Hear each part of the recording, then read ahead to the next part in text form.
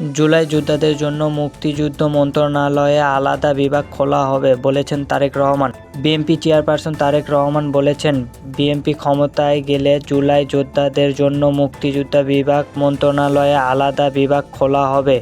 আন্দোলনে নিহত ও আহত পরিবারের সমস্যাগুলি চিহ্নিত করে সমাধান করা হবে।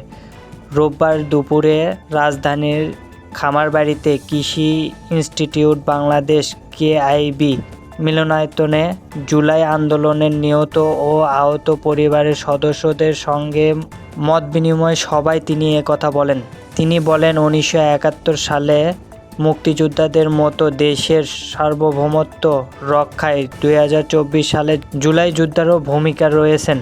বিএনপি ক্ষমতায় গেলে জুলাই যোদ্ধাদের জন্য মুক্তিযুদ্ধ বিষয়ক মন্ত্রণালয়ে আলাদা বিভাগ খোলার প্রতিশ্রুতি দিয়েছেন তারেক রহমান। এ সময় আন্দোলনে নিহত ও আহতদের পরিবারের সমস্যাগুলো চিহ্নিত করে তা সমাধান করবেন বলে তিনি অঙ্গীকার করেন। মতবিনিময় সভায় বিএনপি স্থায়ী কমিটির সদস্য নজরুল ইসলাম খান, সিনিয়র যুগ্ম মহাসচিব রুহুল কবির রিজভী সহ দলের শীর্ষ নেতারা উপস্থিত ছিলেন। এছাড়া অনুষ্ঠানে তারেক রহমানের সহধর্মিণী ডক্টর জোবাইদা রহমান মতবিনিময় সভায় অংশ নেন।